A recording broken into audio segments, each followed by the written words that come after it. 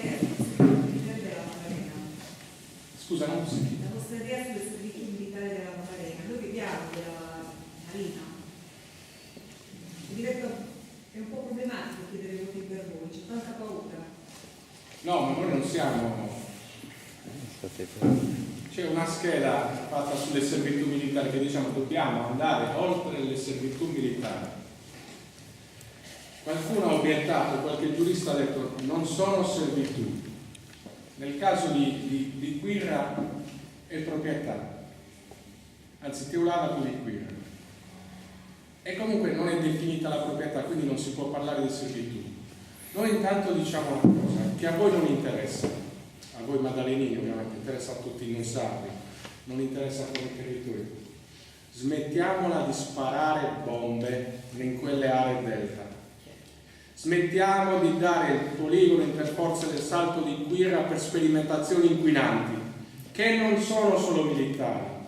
Perché il problema non è che la Sardegna ha il 60% delle servitù italiane, quello è un problema.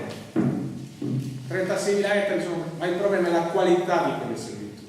Perché se voi fate una scuola di marina dentro quelle servitù, lo capisco, è nell'interesse, è nella discussione, vogliamo costruire un esercito pacifico che crei pace, mi sta bene. Quante pallottole ha sparato l'esercito italiano dal 48 in poi? Quante? In azioni di guerra forse neppure una. In pace l'80% le ha sparate in Sardegna. Per 70 anni abbiamo sparato bombe inquinanti in Sardegna al punto che quei terreni non sono più bonificabili. E questi 70 anni di bombe non sono serviti neppure a formare l'esercito italiano, che sta facendo altro. Perché un esercito moderno non fa la guerra. Allora, perché non possiamo evolverci anche da questo punto di vista?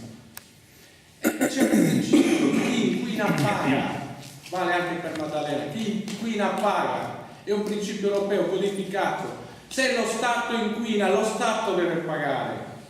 Non possiamo addebitare ai sardi i costi di quell'inquinamento di 70 anni. Questa è la nostra posizione e questo è l'indirizzo che vogliamo dare, per quanto possibile, in un dialogo aperto, costruttivo, ma senza abbassarci mai, considerando che lo statuto è la cosa più importante e che il territorio è nostro, perché ci viviamo. È tutto lì.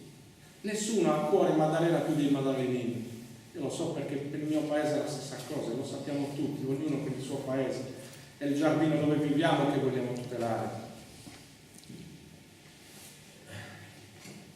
C'è il discorso delle bonifiche da fare, dei 50 milioni, come fare, perché con 10 anni di ritardo, ma quanto abbiamo perso in questi 10 anni? Ma perché non ho costruito un albergo e adesso è caduto, sta cadendo, non esiste più, ma perché?